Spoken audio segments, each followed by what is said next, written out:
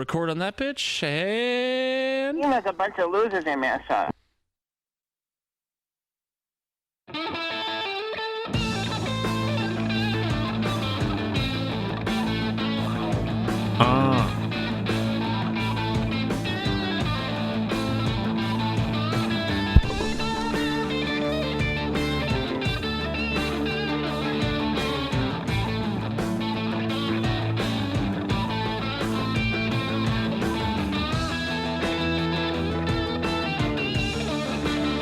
I don't even want to stop it. I just want to keep it going forever. Let's rock on. Wiew! Wiew indeed. Dude. Oh, lyrics even started at some point there. Damn. Oh, geez. Yeah, we're robbing the people right now, Gar. Yeah. I mean, that's what we're here for, right? Sorry, Josh? we're robbing the person. Exactly. I don't even think T listens anymore. Do we have any listeners? Oh, of course we do. Who? You, when you drive home. I guess. Then those Australians that have nothing else to do while they're in hiding from all the spiders. Yeah, that's probably it. There we go. How are you doing today, Gar? Good. I'm doing good, Josh. Nothing crazy. You already noticed it earlier, but I had to trim up my beard a little bit. Honestly, the first time I've ever trimmed beard in my life, I've either had a beard or just shaven it completely off. So I went out and bought a little nice expensive beard trimmer last night. I'm happy with my purchase, and life's good. Life's gravy. What's the make, model, year of it? I don't know the year of it. It's the Philips Norelco Face Pro or whatever, the one blade. It's got like the knob with like the 14 different length settings on it. And Damn. Dropped a full $80 on it, Josh. Holy cow. I know. What did you pay with after you dropped that $80? Did you at least pick the money back up? No, I just left it there. All right. How are you doing, Josh? I'm doing well. Just got back from a dog visit, as you know. Yep. So Kai might be getting an older brother. We have another one tomorrow, so then we'll make the decision from there. 3 options are the dog we met today, the dog we met tomorrow, or the dog we met tomorrow, huh? Yep. Look at those sentences. Tonight I have a Crown Apple and 7. Ooh, isn't that pretty much when you drink every pod, or is it usually sometimes just Crown and water? I'll switch it up. No, it's usually, I've had Crown before. I've had Di Serono. I've had Captain. I've had just beer. But yeah, what pod number is this? 7? This is technically pod 7. We've had 2 bonus pods. Otherwise, this would be 5. But so all 7 pods, I've had an alcoholic beverage within reach. So we're gonna keep the trend alive, and figure out what we have next week. Anything else to add? Any other small chit chat that nobody really wants to listen to, but they're going to be forced to if they actually listen through the podcast? No, like usual, like I always, usually when I'm driving is when I'm doing a lot of thinking, unless you call me for some reason, which you do like to do a lot. But, I always forget my segments by the time I get here. I never write them down or anything. So, if you got nothing else, Josh, I'd like to welcome everyone to the Hidden Oaks Overdose Football Fix podcast. Obviously I'm Garlic. That's Josh over there. And here we are, NFL Week 1 in the books, folks. There was definitely some ups, some downs, some surprises. It was a great Week 1, and I'm sure we'll dive into all of it. But Josh, any non-football news you want to talk about? You already talked about the dog. Anything else in your world or in the world in general you want to talk about before we dive right in? No, football. Football? All right, yeah. I was going to say Trump probably did some stuff, but, it happened. Kaepernick. Yeah. So I'll go through some of the NFL news on NFL.com, as I usually do, just to kick it off. Let's hear them headlines. Panthers are researching hurricane contingency plans. So I'm guessing since the Hurricane Florence is coming into town, might ruin some rosters. So keep that in mind. I think the East Coast games, there's a little bit of a warning out. Some games might get delayed. Some games might not have ideal conditions, so you'll have to keep track of that. Speaking of North Kakalaki, that is where our dear friend Titan is from, and I almost got him to call in today and give us a weather update, but he wasn't feeling up to it. So shout out to Mr. Titan out in North Carolina. Be safe, my friend. Does he know how to listen to podcasts? He knows how. I don't know if he has the internet, or I'm not sure his potato can pump out that much download speed at a time, but... All right. Other news, Martavis Bryant back on the Raiders. I don't know if that's a good or bad thing, considering Derek Carr couldn't hit the turf if he threw the ball at the ground. He's so bad. Josh, there's no chance you watched that game. Why do you hate this man so much? I'm just going off of what Reddit says. So You can't lie on the internet. There's no bias on the internet. Gronk is saying that trash talk is not as focused to Ramsey. Around the NFL podcast is back in the United States, and so. I don't know if you listen to them. I love that podcast. Never do I ever. They're 4 guys, a lot of guests. Here, Josh, you tell me, are they better or worse than us? They're worse, but they get paid to do it, so they're better. Someday, Josh. How fucking cool would that be if we got paid to do this podcast someday? Well, first off, we're in my basement, which is only one small step ahead of in our parents' basement. So it would be pretty fucking cool. Yeah. Yep. And so next headline, Collins, I don't know, Landon Collins said Collins is very general, Josh. Yep. Landon Collins says that Dak Prescott's passing is giving the Giants a better shot at the playoffs. Really? So that sounds like he has a very little faith in the Cowboys signal caller. But then again, I think that it's true. I don't think Dak is that accurate of a passer. He came out his rookie year and did well, but I don't think he's done much since. Or Dak. Running. I don't know if this is news or not. Ravens running back Kenneth Dixon's on the IR. I think he lives there. Rodgers sits out practice with a knee strain. He only needs one knee to win. That's what Kaepernick said. Bills rookie Josh Allen is named the starting quarterback against the Bolts. That could be interesting. A rookie quarterback going against that defense. If Joey Bosa's back, not necessarily the welcome committee you want. And that's what I have. Do you have anything to add, Gar? Did you hear any news? I guess I don't know at what point. I mean, obviously there's news in regards to all these matchups this week. But Aaron Rodgers, Josh, does he play on Sunday? Yes. Ooh, wow. Like I was on the fence about it. I was like, oh, they'll want to, preserve him, keep him healthy. Obviously, it's a knee sprain. They didn't say it was like it's sprained MCL. They haven't, gone into too much detail on it, but it's a division game against last year's division winners. Tough defense. We saw what a tough defense can do to not Brett Hundley anymore, Deshaun Kaiser, the Kaiser role. But and so I feel like he's going to get out there, but I also feel like I read somewhere that it's going to be play to what Rodgers is capable of doing. So you lose that mobility with his knee being sore, tender, but then he proved he can be a pocket passer. And so the quick routes, get Cobb involved. He's from the slot, and then every so often that play action to open up the deep ball. But Zimmer's smart. That defense is good, so I'm sure they'll see a lot of that coming. But I know we're not to the prediction segment yet, but if I'm going to be unbiased, complete prediction, Vikings 21, Packers 473. Really? Yeah. That's pretty unbiased. That's fair. Yeah, I mean, it's pretty obvious. But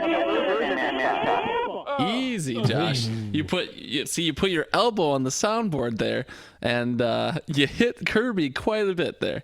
Kirby. But yeah, Kirby. So no, I mean, it's going to be a good game. I know a lot of people have written the Packers off with Rodgers being injured already, but I think it's going to be close. I think that they're going to have a little taste in their mouth after last season, and so do the Packers win? We'll just have to see. It could go either way, I think. Oh, okay, so you think Rodgers starts? Do you think that's the smart move? Since they're playing another tough defense, like I'm not even trying to toot Minnesota's horn, I think it would probably be universally agreed upon that we're a tough defense. Is it smart to play a healing Aaron Rodgers? What if put differently, if he gets injured again, how pissed are you going to be? If it would have been smarter to sit him. Well, I mean, yeah, he can get injured this week or he can get injured next week. It's not necessarily going to make that much of a deal if he sits out. With Minnesota's defense being so good, I would say that giving them the best chance of winning. is to play Aaron Rodgers. Yeah, So I agree with that. I mean, I think if you sit Aaron Rodgers, you lose that game. I just don't know if that one game is worth potentially re-injuring him or not. Is kind of the equation, right? In my head. And with this injury, it's not like he pulled a hammy, so he's not nursing that. It's a sprained knee. It's a sprained knee. He can go out there. He can still make plays. He's going to suffer through it. It's going to be painful, but it's not going to, from what I understand, it's not going to hinder his rehabilitation process. It's one of those things that you can walk on, you can be on, and still play. Sprained knees are no fun, but after being carted off the field and as Chris Collinsworth made it sound, be resurrected from the dead. And coming back and doing what he did, I think he'll be fine. I think Minnesota's pass rush is good, but they're not Khalil Mack good. Oh my God, you're still talking about the Packers. No, just kidding. Other NFL news, though, I don't think we've ever really dived into it too much. How do you feel about Le'Veon Bell? That situation, because that's news, right? Well, he was partying in Miami, so he's still having a good time despite not playing. He's preserving his body, Josh. Yeah, with alcohol. I guess that's what I'm doing. Exactly. And so... yeah, I mean, I don't have a whole lot to say. I avoided him in all my leagues just because of the situation he's going through. But I think people are one of the bits of news that I've seen is they took him off the depth chart. People are reacting to that and saying, "Oh my God, they're trading him. He's gone." He's not. He didn't sign his tender. He's not technically on the roster, so Correct. Of course they're going to take him off the depth chart. And so people are reacting to that. Just need to take a chill pill. How do you feel about it? I mean, obviously the man wants to get paid. I could probably take a good 15 minutes to dive into all the different thoughts I have on it. That's not something I'm gonna do though. So, long story short, it's a sticky situation on all ends. I think the part I liked the least, and I'm not saying I don't respect it. The part I liked the least is when the offensive linemen started coming out and talking trash on Le'Veon Bell. I don't know if that was genuinely them or if it was more the organization, like Mike Tomlin or whoever else, asking them to do that, but. I don't know. You think the offensive line would just want to block for whoever and win games automatically rather than try and throw shade at a guy that's not even there. But yep, and I think that I did read somewhere that Bell was going to re-enter this week and sign, but the shade that the linemen were tossing his way kind of hindered that, and so he knew that he'd be walking into a hostile environment, and so. He wants to make sure that when he goes back, or if he goes back, it's going to be in an environment that he feels comfortable. And so I read that somewhere. Obviously, who knows how accurate that source is. But I also did read that he called James Conner after his performance, and we'll get into his performance a little bit later, and congratulated him on that. There weren't too many details on that, but I don't anticipate him actually calling and saying, "I hate you. Stop doing so well." Sure. Do you have any other things that you wanted to bring up? Any news, any results that you were shocked by? No, I mean, I think that's obviously more in the results section. As far as just pure news goes, I don't really have anything other NFL news related on the top here. So, all right.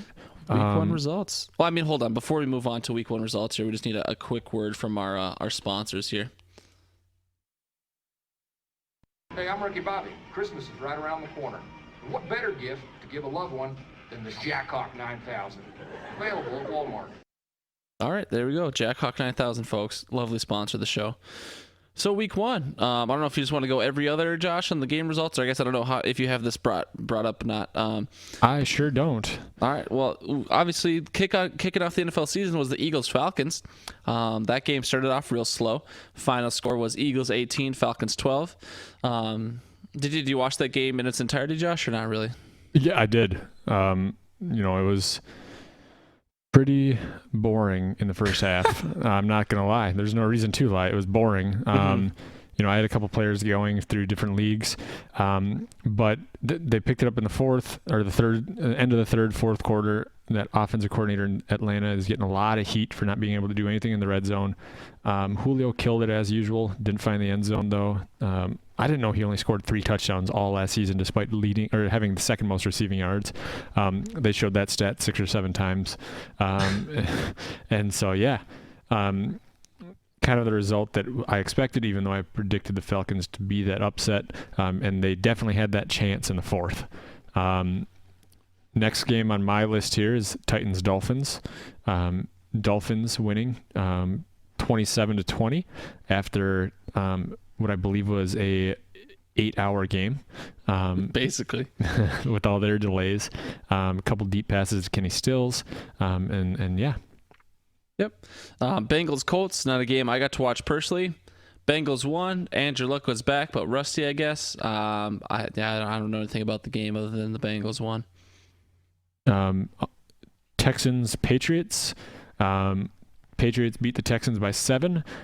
Score was a lot closer than you'd think, considering Deshaun Watson played like a blind baby on crack. And he did not look good. I mean, I didn't watch the game, but he looked bad. No, everything. I think the first play from scrimmage was him scrambling and he fumbled. But yeah, it's the Patriots. Kind of expected them to win anyways, but still not what you want to see from your supposed franchise quarterback after an ACL tear. Yeah. Ravens Bills. Ravens absolutely fuck the Bills. 47-3.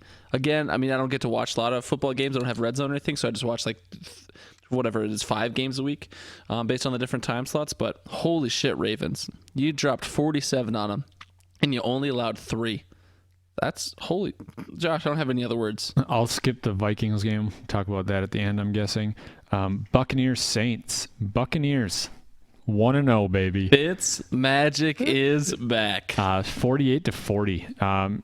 They posted a stat. Drew Brees is 5-4 when he throws for 400 yards and 3 touchdowns and 0 interceptions. I believe he's now 5-5, unless the 5-4 included this game. He had a stellar day. So did Michael Thomas. So did Elvin Kamara. And yet, Fitzmagic.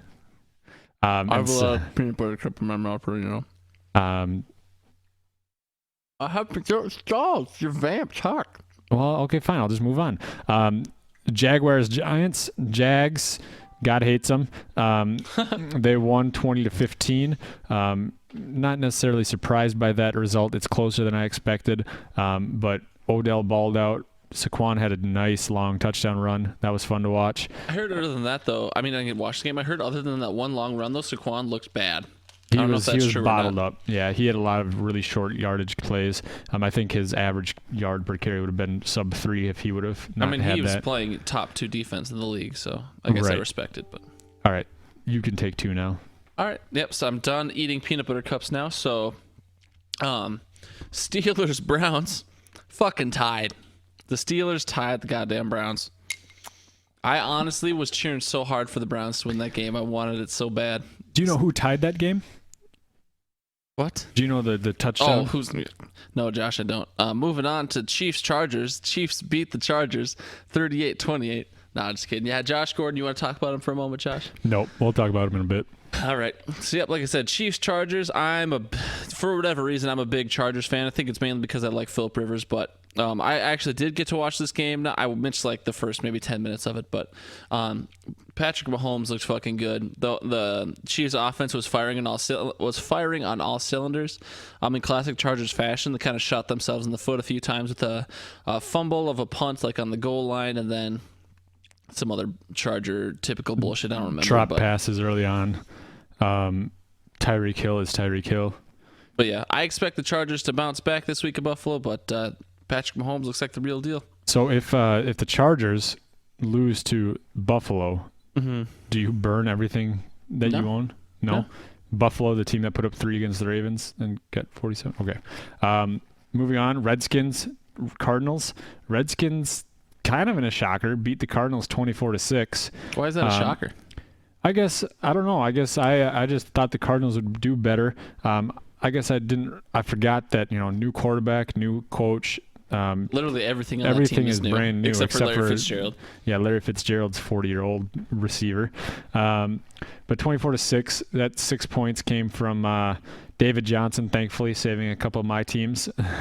And so that was nice to see. They need to get him involved more. They definitely didn't utilize him as much as Arians did 2 years ago.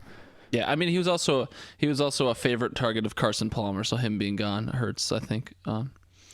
Anyways, we didn't talk Cowboys-Panthers yet, did we? No. So Cowboys-Panthers beat the Cowboys 16-8. Barn burner. Yeah, the game was not very exciting. I did get to watch a glimpse of it. Obviously not the full thing because I was watching the Chargers game, but I don't know. That game was not very exciting. Broncos Cox.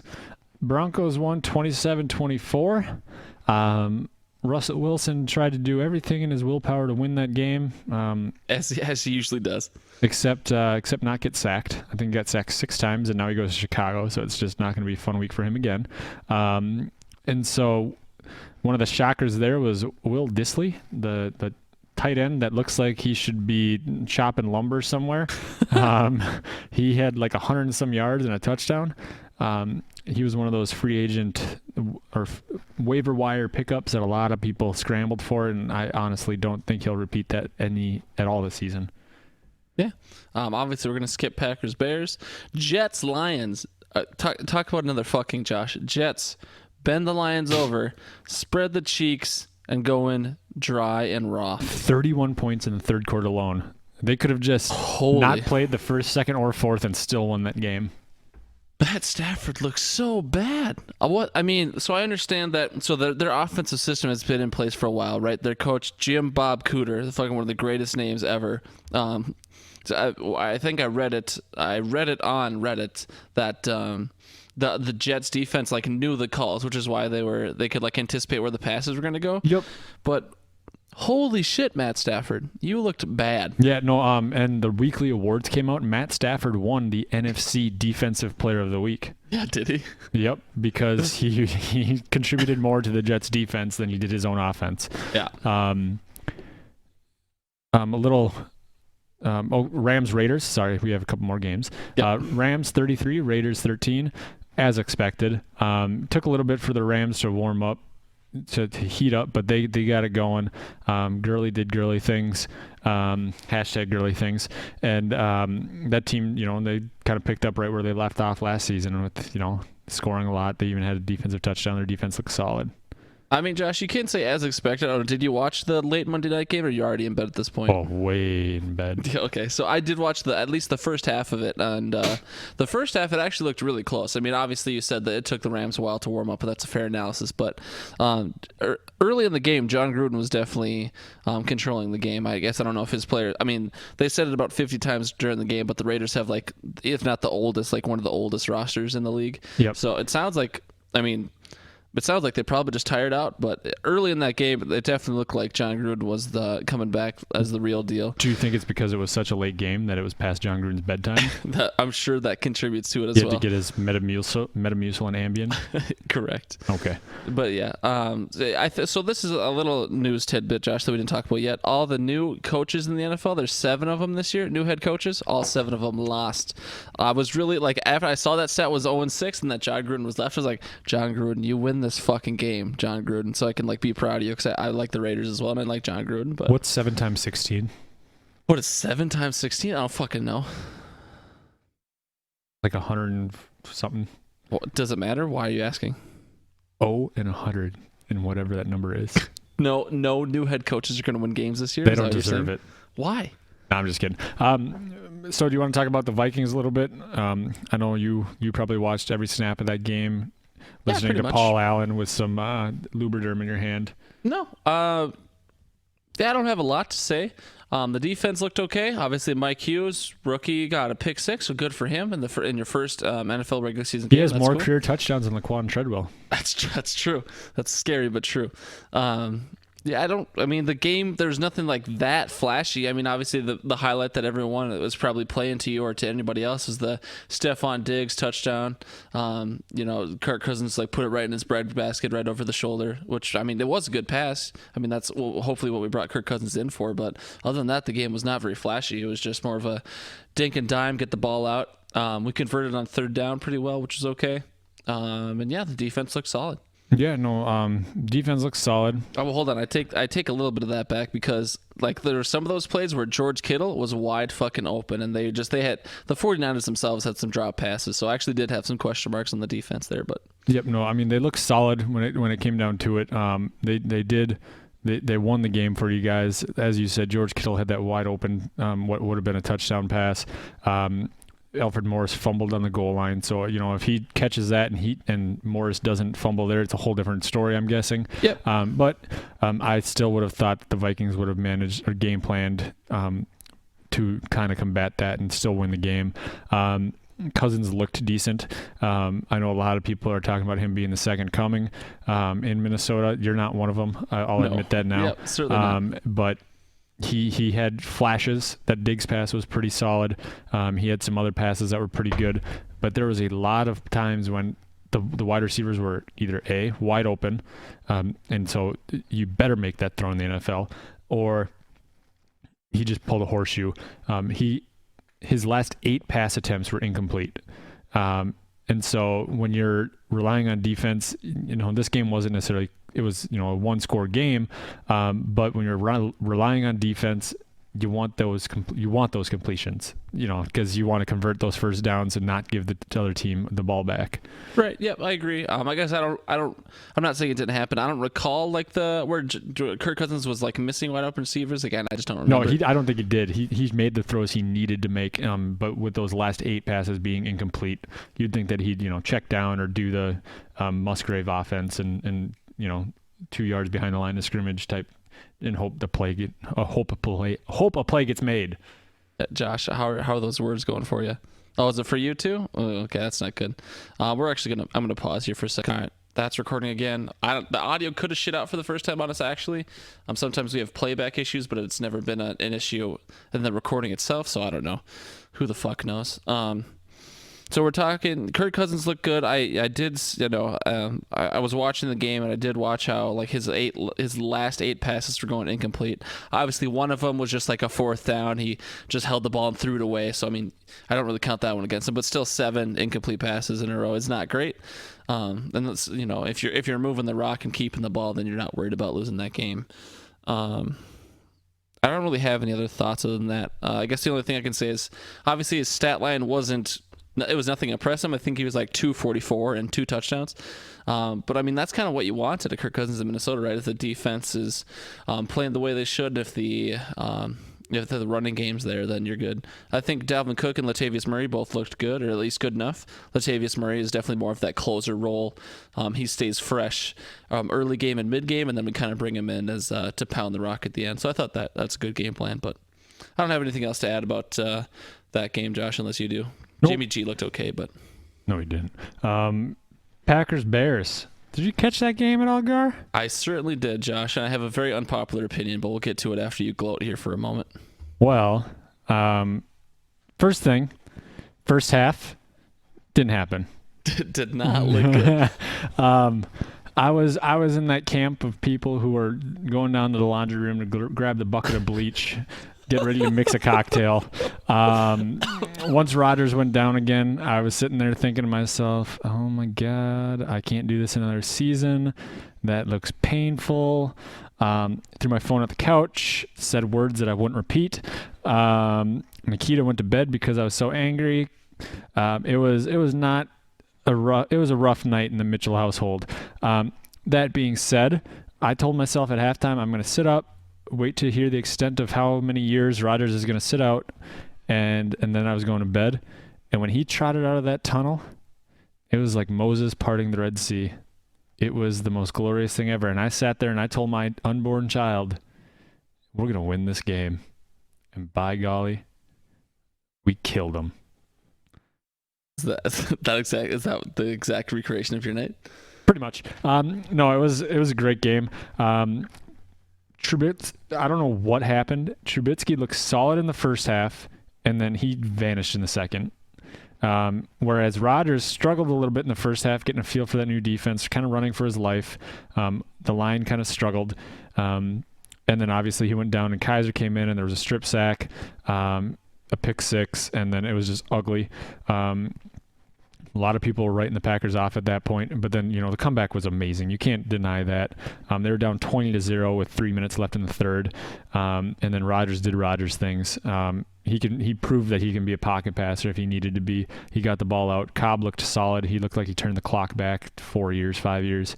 And then one of the things that people are, they're still saying the Packers defense sucks, but the Packers held the Bears to 6 points in the second half. They didn't give up 6 of the points total.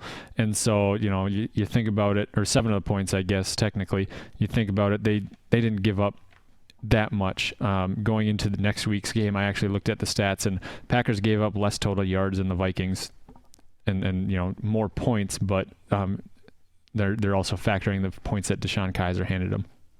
Sure. So here, Josh, I've always held very highly that Aaron Rodgers is very talented, probably the most talented quarterback in the league. And I know we've kind of discussed, I'm pretty sure I've had these discussions with you. I know I've had them with other people like Jordan and Nate or whoever. Is it already going back to shit? Really? That is so disappointing. All right, you talk. Let's see if it's like that for me. I know what you're going to say. You're going to say Rodgers is injury prone, aren't you? No. Okay, I don't know why. Okay, I guess we'll just keep recording and hopefully it's not shit. But yeah, I guess the only thing I can say is that game felt so fucking fake. Like, I can't say this to you because you're a Packers fan and you'll just be like, go fuck yourself, Garlic. But it honestly felt so, like, I'm a man who watches fake content in the WWE a lot, so I know what it looks like. That felt so fake. I don't know what to say other than that, Josh. It felt scripted. You said something before you started saying that I'm going to disagree and I'm going to be super bitter about it. I didn't say you'd be super bitter, but I mean, obviously you've got some homerdom in you as a Packer fan. And I will actually agree with you. Really? It looked okay. So, if you close your eyes and you picture a scenario here, folks, yep. I'm gonna paint you a picture, listeners, a mind picture.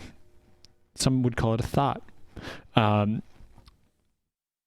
season for the Green Bay Packers. Their longest division rival, the Chicago Bears, at Lambeau. Rodgers coming off of a broken collarbone, highly considered one of the favorites. Struggles. I think he was like 3 for 7 for like 20 yards before he got hurt. He gets hurt. The Bears just absolutely dominate Deshaun Kaiser, and Trubisky was on fire. And then all of a sudden, the hero comes out of the tunnel, high as a kite, I might add. Absolutely high as a kite. And gets back into a groove. They get 3 points, and then it's like a Disney movie. And we were at the dog park yesterday with Kaya, and I had my Packers shirt on, and some guy comes up to me and he says, "That looks scripted." And I just laughed and shrugged it off. But no, I could see exactly where people are coming from. It's the perfect story for the 100th season. So, yeah, no, I'm not going to argue with you. I don't think that the NFL is rigged, but if any game were to have been rigged, it would be that one, because that is the ending that you'd want as a Packers fan. Mm-hmm. No, I agree, and like I don't really want to hold it again. I'm not saying Aaron Rodgers isn't talented enough to make that comeback. He certainly is, but yeah, I can't add a whole lot more to it than it just like I couldn't enjoy the second half just because as soon as I saw Aaron Rodgers come out and score that first touchdown, I was like, Aaron Rodgers is going to win this game. I guarantee it by like 1 point. And then I watched it unfold in front of me and it took me out of it. I could not enjoy it at all. And what's funny is when he came back from his broken collarbone in 2014, 2013, whatever it was against the Bears to secure the playoffs, and he tossed a 70-yard, or just a bomb to Cobb. That was the dagger, and that's exactly what it was this time. I ran around the house. I just about ran around the neighborhood naked. I was so excited. But rightfully so. But yeah, I mean, it was a great game. Obviously, tough test with Minnesota coming in, so we're not gonna, we rode the high as long as we possibly can, and then on to week 2. Yeah. Yeah, I think that about sums it up. Sorry, Bears, you look good early, but you shit the bed. So, next on the list is preview week 2, Josh. So let's. You have a game list in front of you? I do. I don't want to go through all of the games. We've already taken way too much time off these. Yeah, no, that's fine. I mean, if they're playing, you can just talk like matchups you're excited about if you want. I mean, I'm obviously excited. Minnesota, Green Bay. That one is one that we should be excited about. Yep. A little disappointed it's a noon game. Other ones on the list that I'm excited to watch. I haven't necessarily looked at it too much. New England, Jacksonville. That's a repeat of last year's AFC Championship game. That's going to be exciting. And then Indianapolis and Washington might be fun to watch. I think KC Pitt will be a good game, especially if the KC offense can operate the way it was last week. Unless Pitt's just going to shit the bed. Yeah, no, I think that would be a good one. And then Seattle at Chicago. I want to see some more Khalil Mack. I want to see if it was just a fluke or if he is that good. I mean, he was that good on the Raiders. I want to see more Trubisky. I want to see if that was a fluke or if he's the real deal. But I agree. Good point. So lock upset picks. Yeah, let's do it. Last week, we'll just act like we never made them. How dare you, Josh? I got a full half a point, okay? All right, I'm the leader between us two. I have half a point. All right, so we're not very good at what we do, apparently. What do you have this week, Gar? I haven't honestly broken them down too much yet. I definitely think my lock's going to be the Chargers over Buffalo. So you were talking a little bit earlier about that. I'm going to take that as my lock. LAC over Buffalo.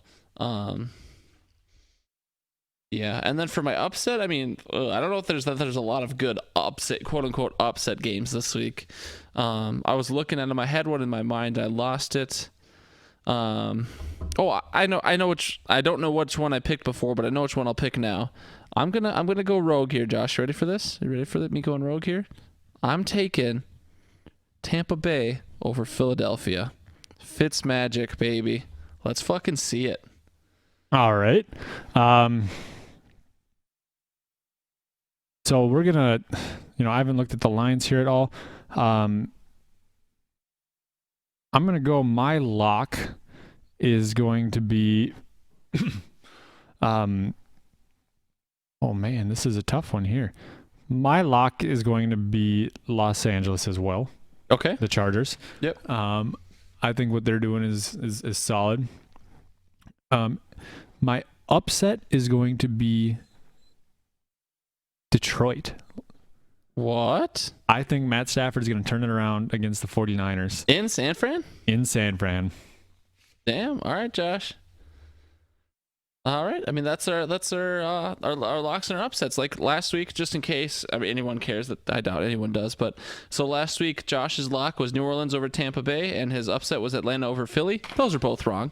My lock was Detroit over Jets. Obviously, I was fucking wrong there. But my upset was Cleveland over Pittsburgh, and they tied. So I gave myself half a point for that. So we'll see how we do, Josh. We'll keep a running total. And Trade alert!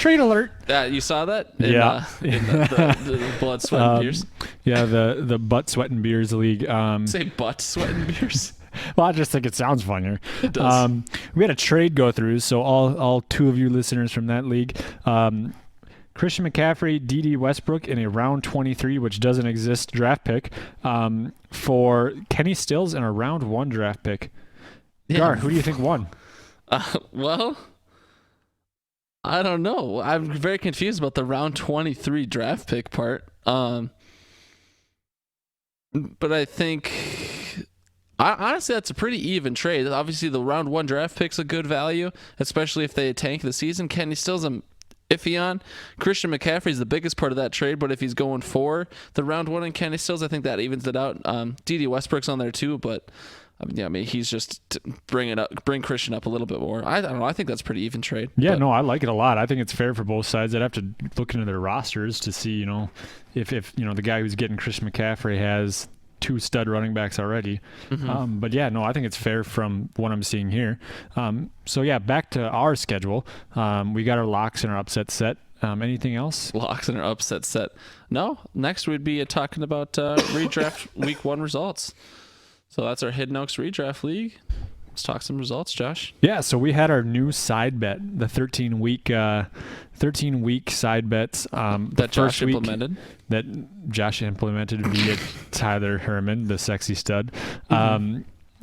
We did the high score amongst starters, and I won. Everyone's shocked, Josh. Yep.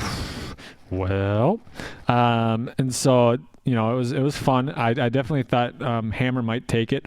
He came in 4.5 points behind me, so I thought he might have a chance at it. It was it was fun. It added a different element to the league. It was something else to pay attention to. I mean, it's fun if you're paying attention. I'm assuming that most of our league isn't paying attention though. So. Oh no, absolutely not our league. Right. And so, it'll be interesting to see just how much actually changes. Obviously, that one's easy to track. This one, it's going to require us to count touchdowns. So gross. Counting is hard. So as I said, this next week's bet for week 2, the most touchdowns scored by offense players. QBs are included. So keep that in mind, ladies and gents. Do you want to start with our matchups and just the top ones? Sure. Week 1 matchup recap right here. So Garrett and Josh played. Like Josh already talked about, he had the league high score at 164.5. Contributing to that was Michael Thomas at 38, Drew Brees at 31, and then Joe Mixon at 26. All those players balled out. Obviously, the Drew Brees to Michael Thomas connection, and you're just doubling up points there, so that helps. And then Garrett, it's not like it was very close. Garrett only put up 91. Minnesota defense was actually his top score, so that's never a good sign. Oh, no, never mind. No, it wasn't. OBJ was his top score. Those aren't in order, Josh. Or was OBJ on his bench? They didn't get put in order on purpose. Oh, okay. Not on purpose, but because I was lazy. Oh, so then, yeah, his top score was OBJ, it looks like, and then Minnesota defense got him 18, and then Dalvin Cook got him a 13 burger. All right, matchup 2, the lovely and beautiful Nikita Mitchell, that's my wife, going up against the lovely and beautiful Nate Nielsen. Your future wife. Nate ended up squeaking out a victory there, 134.5 to 131.7. Nate's top contributor, I'm going to say, because it's almost 1/3 of his points. Alvin Kamara with 43. Keenan Allen, 24.8. And then Cam Newton with 18.2. You do the math there, that's over half of his points with 3 players. That's all it takes, Josh. What is it that they always talk that your top 2 draft picks are going to be like 33% of your score all Pretty year? much. So And I'm guessing Alvin Kamara was round 1 for sure. And Keenan Allen was probably round 2. There you go. Nikita had Emmanuel Sanders put up 29.5. AB put up 24. And then Russell Wilson at 20.5 as well. Like I said, she barely lost that one. Her team was a little bit more well-rounded than Nate's top-heavy Kamara-led team. Yeah. All right, matchup 3, that's going to be Willie versus Derek, the Brother Bowl, I think, as Josh put it last week. Derek's winning roster had Tyreek Hill dropping the 42 bomb. Melvin Gordon brought in 27, and then Demaryius Thomas got him in 18. Again, this game wasn't that close, so it's not like Willie could have won if he tried. He had Cousins was his top performer, so that's never good, at 20.4. A.J. Green got him 19, and then DJ's at David Johnson, I assume? Yep. 17.7. So Derek really just kind of blew Willie out there to help that Tyreek got 42 fucking points. And then Melvin Gordon, like we talked about on the other podcast yesterday that no one else will listen to, he was getting fed, so his points were inflated as well. Yeah, matchup 4, T squeaked out the victory on Jamie, 120.2 to 111.9. T's top performers, Philip Rivers with 29, Jay Ajayi with 20, and then Zeke with 17.5. Jamie had Gronk put up 23, Rodgers put up 25, and then Cooks put up 14. So, not the closest matchup of the week. That belongs to Nikita and Nate, but it was still, a decent, within 10-point matchup. Yep.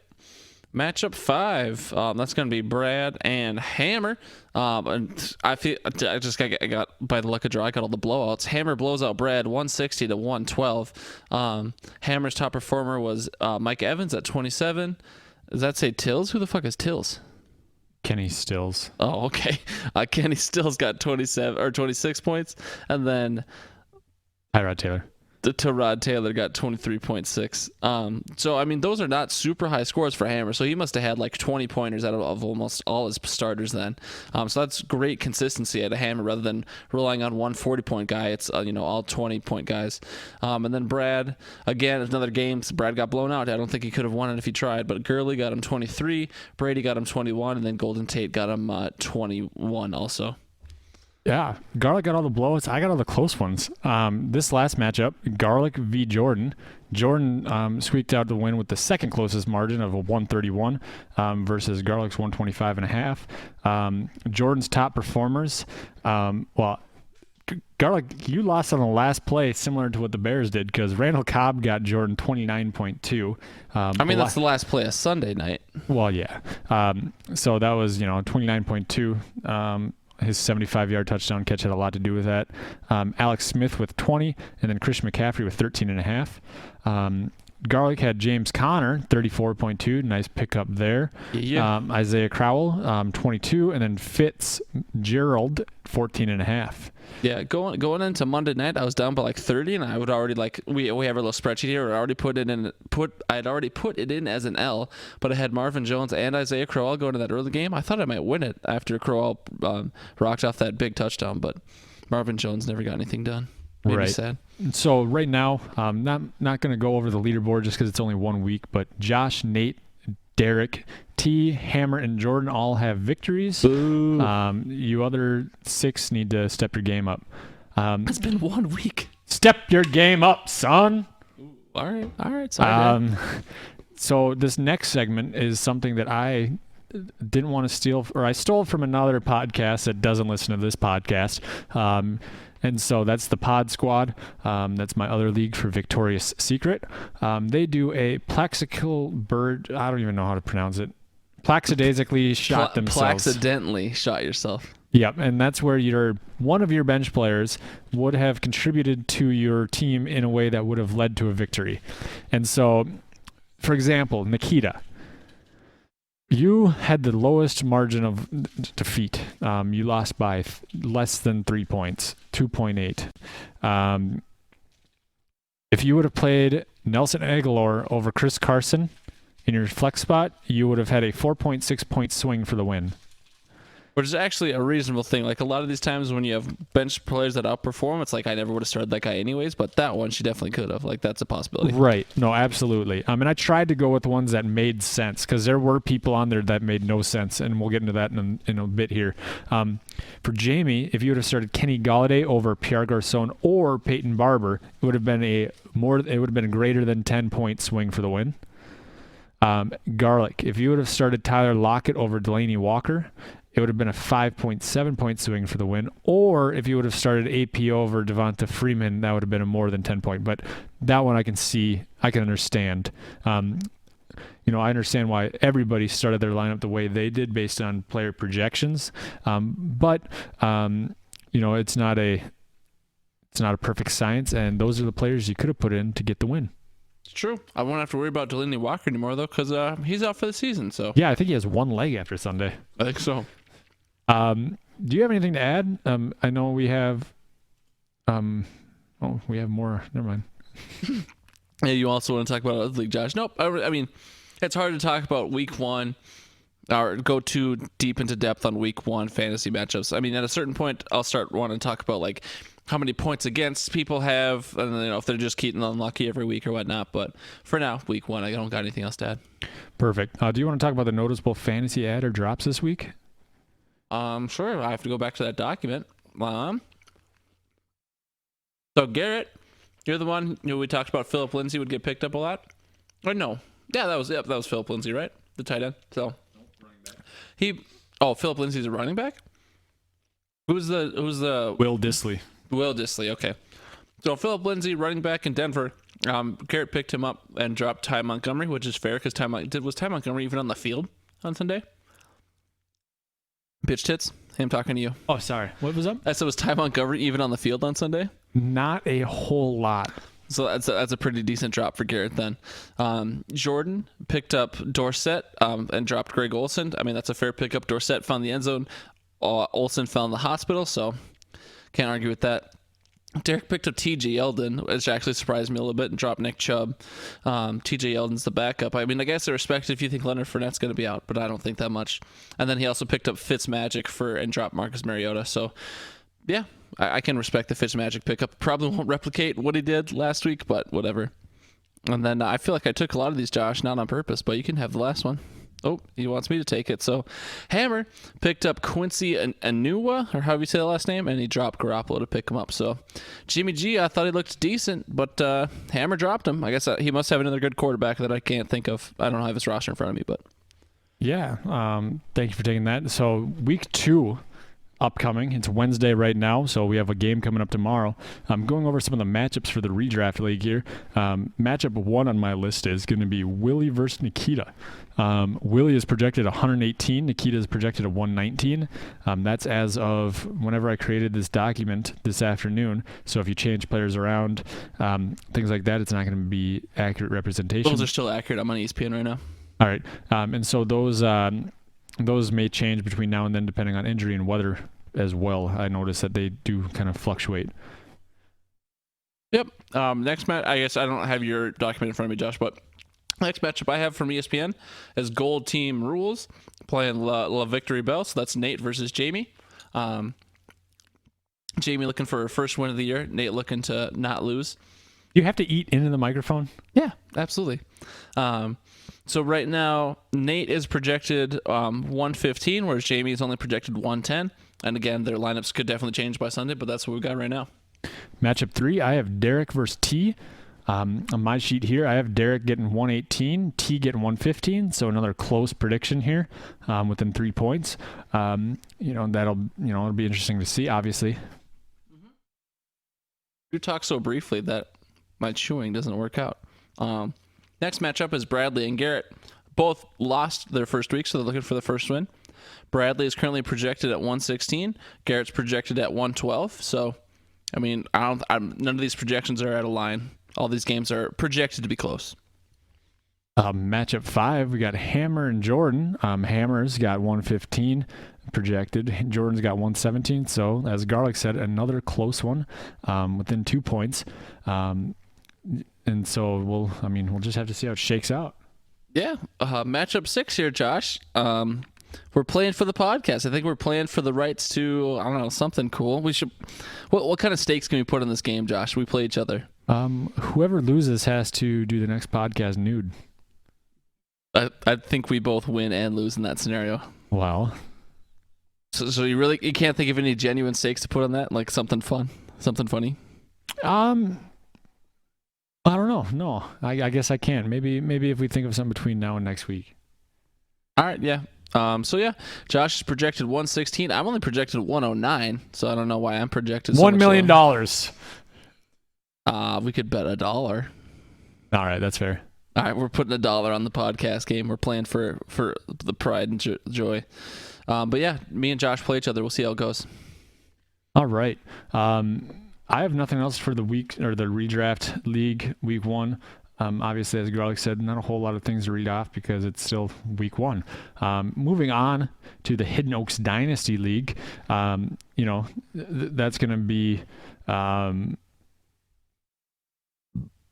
That's going to be on what, Josh? Well, I was trying to pull the document here. It was on the same document as the first one. All I had to scroll down to the second page. Well, all right. Anyway, so going over some of the matchups, we didn't have side bets for this league. It's already a cheap enough price that, we didn't have that much extra cash to toss around for side bets. And so the winner of week 1 matchup, T versus me. Sorry, T. I think I called this one being the biggest blowout. It didn't end up being that case, but I made sure T felt every inch of my team within him. And so I had 180 to his 123. My top performer was Alvin Kamara with 43, Drew Brees 36, and then Antonio Brown with 24. He had Julio put up 28, Juju put up 17, and then Kittle put up 14. Yeah, I'm gonna give a couple of sound clips here of what T was texting me on Sunday. What the heck are you guys doing? Trying to ruin my life and make me look like a friggin' idiot? This is T just talking to his team here. Throw me a frickin' bone here. I'm the boss. Need the info. Hi, you breaking my balls here, huh? You breaking my balls. Those are just a couple sound clips of what T was acting like on Sunday. Those sounded identical to the voicemails he left me. Yeah? Oh, yeah. That's just some voicemails? Sounds about right. All right, so matchup 2, Jalen versus Hammer. Josh, I'll be honest, when This is not an exaggeration. I was shocked just to see this score. Okay, Jalen comes in with the last place team. All right, not even like it's a little bit. Jalen comes in taking over the last place team, and Jalen beats Hammer 185.6 to 104. Hammer didn't stand a fucking chance. Jalen had Mixon, he had Evans, and he had Gronk, and none of those guys eclipsed 28 points. So that means Jalen, every starter Jalen must be rock fucking solid, at least in week 1. Josh, I'm sure you have something to add, but I was shocked to see how many points Jalen had. No, I was extremely shocked as well. I was full on ready to come in here and start bragging about my team being the high scorer after week 1, and then I saw the sleeper app say that I was in second place because of the points for, and I just about kicked him out of the league. We need him, Josh. We need his dollars. Don't kick him out. That's true. But no, I mean, his team performs solid all the way around. And I hope he doesn't listen to me giving him out a compliment on that. Yeah, no, it was good. I'm high on Mixon. I like him a lot. Gronk is obviously aging, and Evans is kind of hit and miss, it seems, some weeks. Overall, his team performed, like you said, very well-rounded. Yeah. I mean, I'm the one who took that matchup, so matchup 3 is technically yours if you want to. Oh, you didn't even talk about Hammer. Oh, I mean, I guess he lost. Do you talk about losers a lot? He had Emmanuel Sanders, Aaron Rodgers. You talk about the Vikings all the time. We won, Josh. Vikings are undefeated this year. I'm just talking about it as a whole in life. What? Josh, that hurts my feelings. Shut up and talk about matchup 3. All right. So we had Kevin taking over the dumpster fire of a roster versus Derek. Derek didn't win by that much, considering he had 123.4 versus Kevin's 113. Derek's top. Did you just read 123.4? The clue says sure 127. Did 127.4 versus 113. Derek's top performer was Michael Thomas with 38, so a good chunk of his total points. Jordan Howard with 16, and then Brandon Cooks with 14. Kevin had some solid performers with Stills at 26.5, Dorsett with 19.5, and then Cam Newton with 18. And so, we were very, very low on Kevin's team coming into the season, but I noticed he hasn't made any free agent moves, and then so maybe if he starts hitting the waiver wire, proposing some trades, moving some things around, he can turn this team around. It's just going to require a little bit more oomph. Oomph, huh? Is that the technical term? A shout. All right. Matchup 4, Nate versus Connor. This has to be the closest matchup of the week by looking at it here. Yes, it is. So Nate beats Connor 159 to 155. So like I said, very close. Nate started James Conner, got him a solid 34. OBJ got him 22, and Nate just received him in a trade this year, and then Cousins put up 23. For whatever reasons, Nate is very, very proud of Kirk Cousins on his team, and he talks about Kirk Cousins being the rock of his fantasy dynasty team. That's because his name is based off of it. I mean, I guess, but anyways. And then Connor got 155, so still a very respectable score. He got Tyreek Hill at 42, AJ Green at 18, and then Andrew Luck, his quarterback, got him 22. So, I mean, Connor was in the championship game last year. Nate came in as like the number 2 seed, so these are both good teams. So I'm sure we'll see him in the playoffs if I had to bet. Connor still outscored over half the league, so yep. His team is solid. Matchup 5, we had Willie versus G Squared. G Squared won here, 162 to Willie's 126. Keenan Allen 25, Todd Gurley 24, Brady 24. Willie had Melvin Gordon put up 27.5, Landry 17.5, and Goff 18.5. So not the closest matchup, but it wasn't the biggest blowout either. Obviously, Willie needed a couple of players to turn that thing around. We have the You Got Played for this section. You're going to need a better name, Josh. Yeah, no, I was bored at work, and that's all I could come up with. The only person that would have had a chance of implementing one guy and winning their matchup was Connor. Multiple choices, and that's going to happen when you have 20 benched players. But I have the most logical, Vinatieri over Boswell. That would have been a 10-point swing for the win. The least likely would have been Jared Cook over Travis Kelce, which would have been a 20-plus point swing.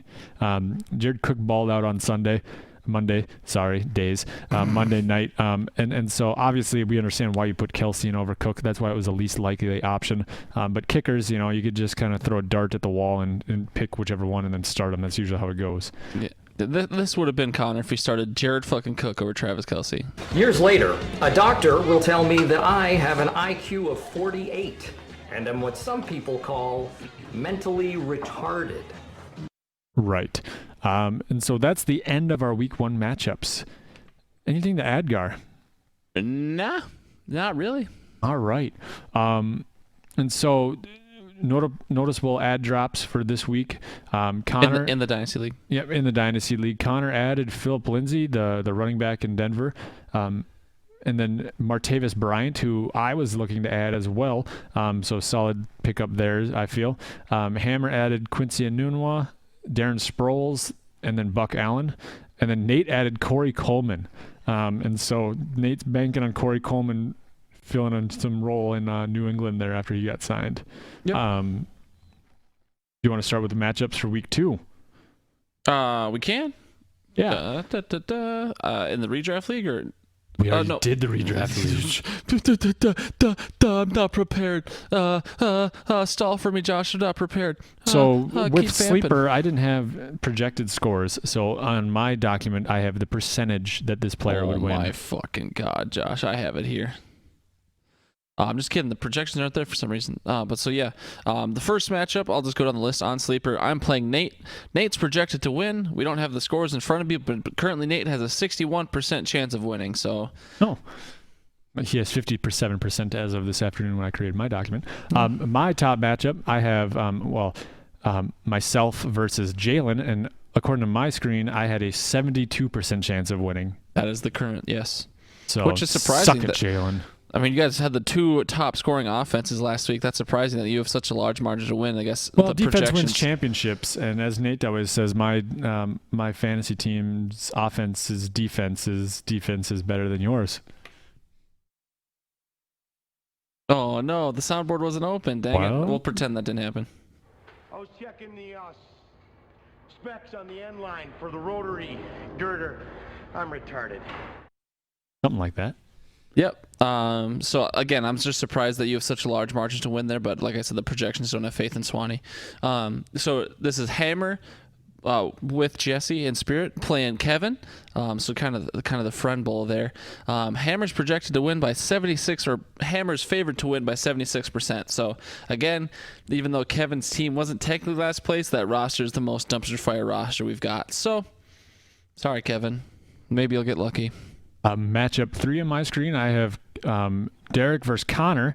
This is matchup 4, by the way. Yeah, sorry, matchup 4. You're good. Counting. So Derek versus Connor. My screen at this afternoon had Connor winning, having a 69% chance of winning. Giggity.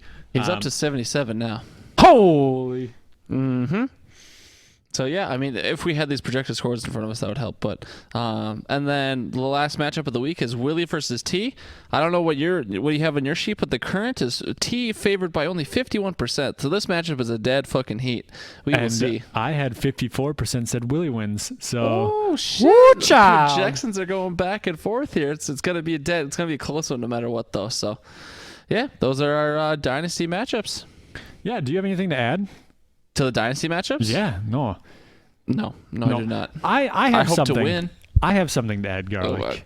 And I think you know where this might be going. It's not yet. It's not Hidden Oaks related, but it is Dynasty football related. And it's not Blood, Sweat, and Beers. So, Garlic, do you know the Coon Rapids League that we're in? Nope, I've never heard of it. Is that because you quit after this last week? Yep, I shut it down and deleted it off my phone. I can't blame you. Garlic, do you? I'm trying to pull it up on my phone here because I didn't even take notes on it because I didn't even want to bring it up because I was embarrassed for you. Oh, understandable. Garlic lost 63.42 to 63.44. Now, it's a very, very close match. I'll give you that. I lost by 2 100ths. Yes, but you lost by 2 100ths of a point to a team that had Mark Ingram, who's suspended, no kicker, and no defense. Yes, Josh, I'm aware. So, did you ever win the championship in this league? I've won the very first year. Thank you very much. Go fuck yourself. The Los Angeles Chargers actually got me negative fucking points, so I would have been better off having no defense. Amari Cooper got me 1.8. Doug Baldwin got me fucking 0. I don't know what else you want me to say, Josh. My team is very disappointing in this league, and it has been for a while. Yes, it is. And I'm sitting here laughing even though I lost by 60. So but I did say in my predictions last week that Tyler was going to beat me because his wide receivers were so consistent.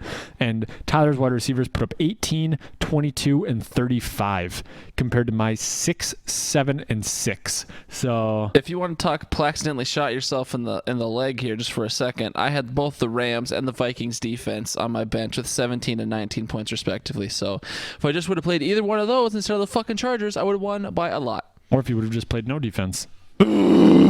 But yeah, so that's a little bit about that one.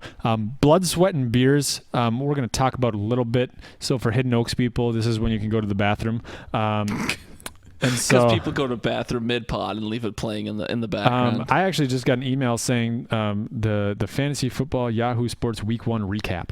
Our weekly grade for this week was a B. We got a fucking B? Yep, and that's better than the D+ Alex Smith first round got. So yeah, we'll take we fucking smoked them. And so they fell short of their predictions by quite a bit. We had, solid. I don't understand how to read these things, but our highlights, Phillip Rivers obviously did solid. Our matchup player was Michael Thomas. He killed it. Hidden Oaks won, even though they had 2 of their 8 starters exceeded their scoring predictions. Alex Smith had only 3 of their 8 starters score higher than their projected points. Each team failed to reach their projected point total, even though we were only 4 points away.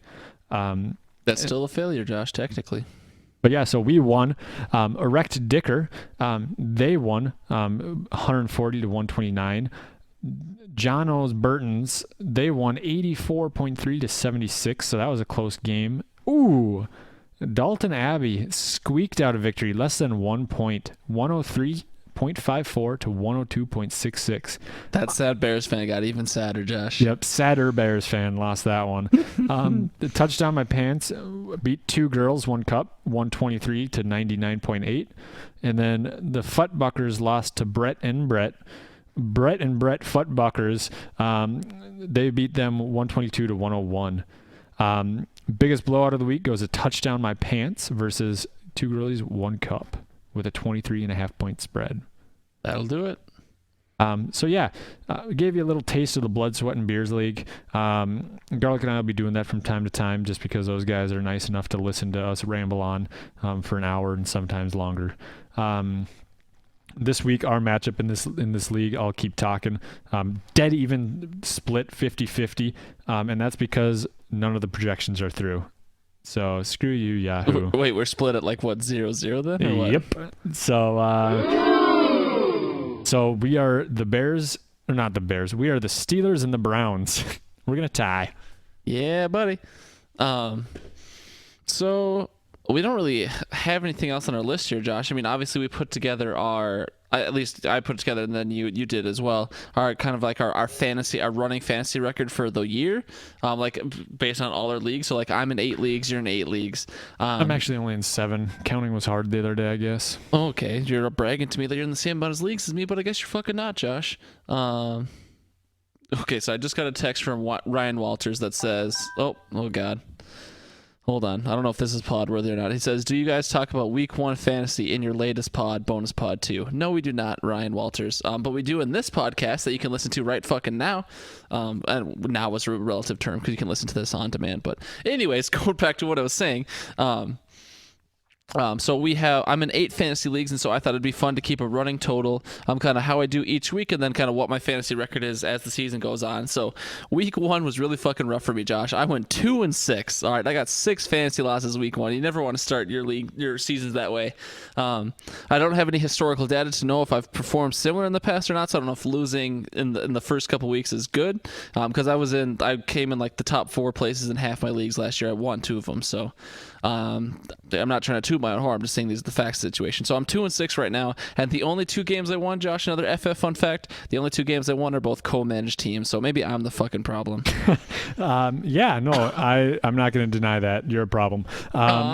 No, I went 6-1. That's pretty fucking good, Josh. I'll take it. Season over, I win. Yeah, I mean, and so just to talk, I don't want to talk about this too much, but just to break it down. So, I ranked I ranked all my fantasy leagues by the price to get in. So obviously if you were to win that league, that you'd get more money back. So, I lost all my expensive leagues. I won one free league and I won my cheapest dollar amount league. So this is not looking like a good return on an investment early on here, Josh. Right. Might be losing a lot of money this year. Yeah, no, that's a possibility. I do want to point out that every team that I own Josh Gordon in, I won. Okay, that's great. So there you go, folks. The secret to success is Josh Gordon.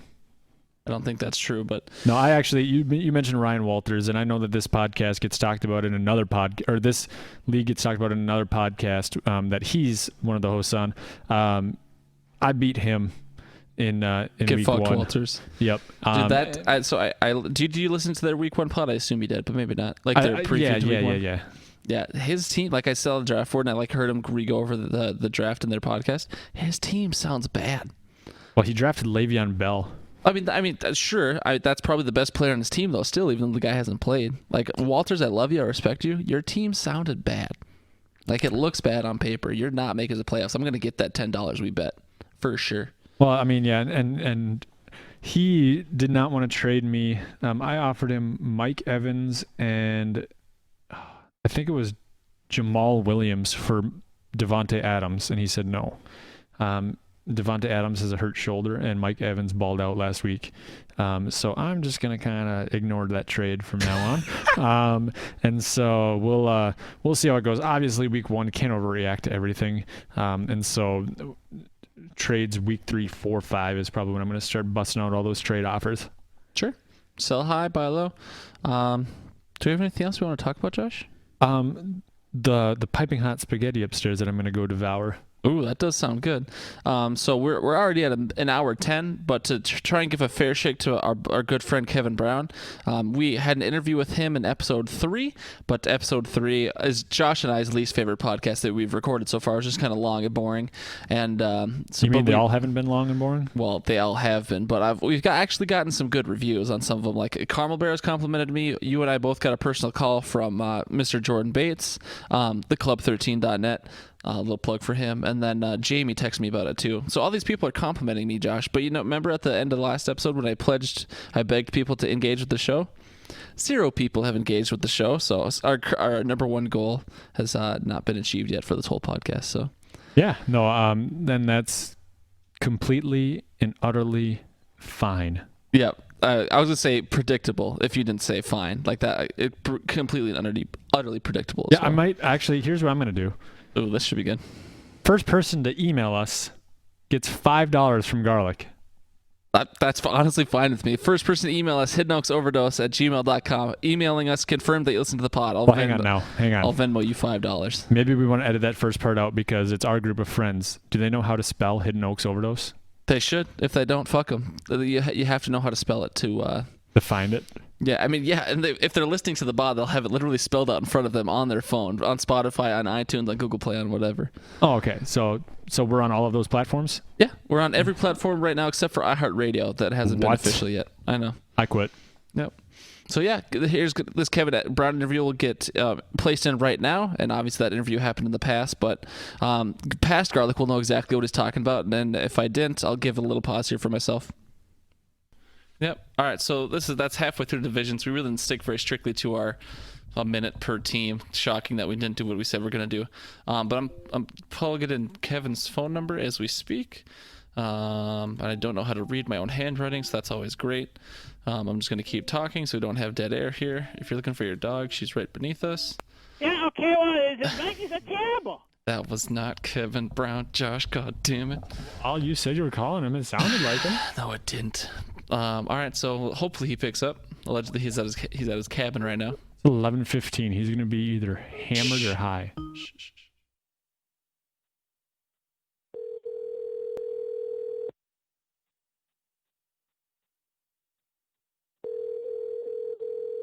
Yeah, does that sound bad in your ear, or is that just me? All right, is my sound just going to go to shit again? Of course, Kevin's not going to pick up. Talk, Josh. Yeah. Hello, this is Kevin. Ooh, Kevin, how you doing, baby girl? Hey, it's going well. How about you? Good, Josh. Is that quiet for you? Hold on one sec, Kevin. A little quiet. All right. So, Kevin, baby girl, we're in the middle of a podcast here. We're kind of taking a little break so we don't bore all the fans. And we want I wanted to call you last week, but it just didn't work out. So you're Kevin Brown. We met you through Jesse. You're new in our Dynasty League this year. Why don't you just go ahead and tell us a little bit about yourself? Yeah, well, as you already said, met you guys through Jesse. I'm a huge football fan. I played football when I was like 11 years old, I want to say, and I just transitioned to being obsessed with football and following the NFL, following the Vikings, and I would just say that I've been passionate since I was 11. So now I'm in fantasy football, and Jesse had told me that there was a spot open for the Dynasty League, and I decided to join in on this. So you're a brave soul, by the way. You took over probably the shittiest fantasy team that's ever existed. Oh, I appreciate it, guys. Yeah, it's definitely going to be an interesting year, but just got to go along with it. Have no choice, and I already knew what the team was like before I did it. So. Yeah, I mean, you can say you appreciate it, but we appreciate you. If you went to taking that team, I honestly don't know anyone on the planet who otherwise would have taken that team. Do you, Josh? Absolutely not. I would have tempted to just kind of let them all just kind of fade off into free agency and then just play 9-man. Yeah. So, Kevin, you say you're a big football fan. Where does that come from? Is there like an origin story of your football fandom, or kind of what got you into the sport? Well, it's always kind of been like part of my life. My dad, he played football growing up, and also he was a huge Vikings fan and football fan in general. So I kind of just got interest, through my dad. So I can't really say it was just like, oh, this player, got me interested. It's just kind of like my dad loved watching it, and I just kind of slowly like the sport too. So that was my story there. Nice. I like it. Yep. Big Vikings fan, I assume, or? Oh yeah, huge Vikings fan. Really excited for this upcoming season with Kirk Cousins and Sheldon Richardson. Hopefully he pulls it off, and then Dalvin Cook being healthy again. No doubt. What do you think? What do you got for a record? What do you think the Vikings are going to do this year? I'm going to say 12-4, and that's a successful season because it's a much harder schedule this year than last year. And and that being said, I think the Vikings are still going to have a good defense, just a tougher schedule, and we're still going to be the first in the NFC North. I certainly hope so. Do you give a shit about any of the other teams in the NFL? Is there any other teams you'd like to talk about for a sec? I don't know if you even pay attention to anyone that isn't the Vikings, but I would say that I don't mind the Patriots because of Tom Brady. Yep. And I do like how Bill Belichick, I like how he operates. So that's about it in terms of other teams, but for sure the Vikings, and then obviously whoever players I have for fantasy, I support those teams, and hopefully those players do well too. So. Anyone on your fantasy team really excite you this year? I know you kind of took over a shit team, but I don't know if there's any hidden gems that you really liked or not. Well, for sure. Okay, so for sure out of my starters, I really like the 2 picks of Evan Ingram. I think Ingram has a lot of potential to score a lot of touchdowns with Eli Manning. He's kind of doesn't have like a can of an arm. He kind of has a medium arm. So I like him with Eli Manning, and then I also do like LaShawn McCoy. You can't go wrong with him. So sure. Yeah, I don't mind those 2 players, but aside from that, no receiver special. I mean, when Julian Edelman comes back, it might be a little better, but I don't know if Jordy Nelson will do very well in Oakland. So aside from the players I mentioned, no really jumps out. But at the same time, for the rookie draft I had, Cortland Sutton could really shine eventually, and then Sonny Mitchell under the New England system could shine too. So there's some upside. No doubt. Josh, do you have anything you want to ask Kevin? No, I was just nodding along as you're talking about your draft because I agree on Cortland Sutton, and then I think you had the 2nd overall pick, which kind of sucks because you definitely deserved the 1st with the team, and so obviously Saquon was off the board, but I think right when you took Sony Michel, I figured that was a great pick, and I know he had some knee injury that might keep him off the field for week 1, but he's gonna.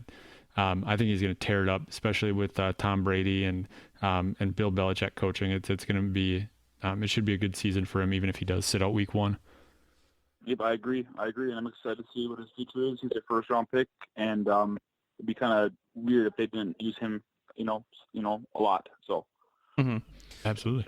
Kevin, did you get a chance at all to listen to the podcasts I sent you, or no? I assume you didn't because I sent it pretty last minute. I did not get a chance. I've been busy with work and grad school stuff, and Sure. now I'm in my cabin right now. Yeah, and just enjoying your Labor Day weekend. This asshole's over here sending you homework basically, and you're just trying to have a little vacay. So do you?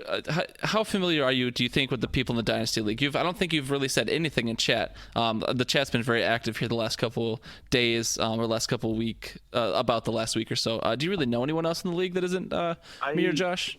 No, I met you and Josh. I met Nate, and then aside from that, obviously Jesse, but really nobody else. I mean, Bradley's not in the league, is he? No, he's not. That's right. Okay, yeah. I was gonna say if Bradley was in it, I would know him, but other than that, I don't really know a lot of you guys. But that's totally cool. We'll get to know each other as maybe if it just stays as a yearly thing. Maybe it goes further than just a few years. So you never know. Mm-hmm. With that said, do you want to? I know you don't really know the league very well, but there's a couple of loudmouth people, a couple of loudmouths in our league. Anyone you want to talk trash to yet, or you just want to kind of let your team do the speaking for you? I think just for now, we're just gonna let the team do the speaking for me. That sounds good. Yeah, I respect that choice when you're coming in with the team you have. Anything else you want? Anything else you want to say, Kevin? Anything you want to add about the football season, or about just you as a person, or anything in general? Any other last thoughts? Helmet rule has to change immediately. Oh, you think so? You want to talk about that for a little bit? I don't have to talk. I don't really want to talk about a lot because I'm gonna get kind of fiery about it. But sure. As someone that has played football, I think you need to be safe and make sure that you don't lead with your head. That's kind of how I was taught. When I played, elementary football, middle school football, and high school football, you tack by, basically raising. You don't lead with your head. You follow through and pick up your upper body through the tackle instead of diving your head. So it's kind of like a different way I was taught how to tackle. But there's just certain situations, especially in the NFL, where there's just no way to prevent the tackles that they make. It's like there's no other situation that they could have done that would have prevented that. So it's just kind of in a game that's so physical already, and then to add on that helmet rule, it just makes it so difficult for the players. Oh, should I do this? Should I take this risk? Or it just causes problems, and there's going to be a bunch of penalties, and that's already been a problem. So that's kind of my 2 cents with that. Oh yeah, I appreciate you throwing your 2 cents in there. I agree. Obviously you want to, any way you can promote player safety, that's great. But I also agree that there's plenty of incidental situations where the guy didn't try to hit him with the head, or the other guy lowered his head, and that's why it looked like the tackler was, hitting with the head. So the defenders kind of get a bad rap. I think Josh made the comment in one of the podcasts that soon it's just going to be 2-hand touch, and I don't think that'll be a very exciting product to watch. But it could very well get to that point. You don't know. You really have no idea. Mm-hmm. So, all right. Any other final thoughts here, Kevin? Otherwise, I can let you get back to your awesome Labor Day vacation. Hey, nope, that's it. Thanks for asking the questions, and I'm excited to be part of this league. Yeah, I hope you're happy to have you. Yeah, I hope your team gets some lucky wins this year. The only thing I wish maybe it would be okay for you to lose, so you can get some high draft picks next year. But hoping for the best for you since you were generous enough to take over that team, man. Sounds good. Thanks, guys. All right. Yep. Have a good one, Kevin. Yeah. See you, Kev. Bye. All right. What a generous guy, giving us some time there on his vacation weekend. So that's Kevin Brown. Did this stopped recording at a certain point? That's not great. Oh, well, we still got Audacity. I guess I'll just hit record now for shits and gigs. Yeah, I don't know. Kevin Brown, great guy. Really appreciate him taking over the team. Appreciate having him in the league. Obviously, kind of Jesse was his main friend. Jesse's gone in basic training, but YOLO swag, 420 blaze, as the kids would say. So we've got 4. And yeah, that was the interview with Kevin. So it got inserted right there due to editing magic. So thank you, Kevin, for joining us. Josh, thank you for having me. I'm looking forward to week 2 here. Again, I hope everyone engages with the show. Josh, do you want to make any sign-off comments? Nope, Josh literally stayed silent. So thank you, everybody, for joining us, and engage the show. He has a bunch of losers in Minnesota. Yeah, okay, well, the Vikings are terrible. You're fucking terrible, Josh.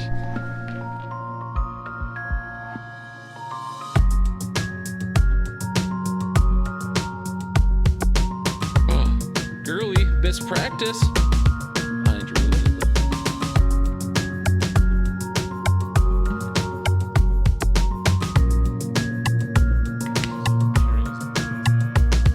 No doubt. So Josh and I like to hover, but I'll probably be sitting here doing a little production stuff for a little bit, so you're more than welcome to just go upstairs and enjoy your spaghetti. What? The only league I fucking have him in is the fucking Coon Rapids Dynasty League. That's the only team I want to do better. You wanna flip the light on me?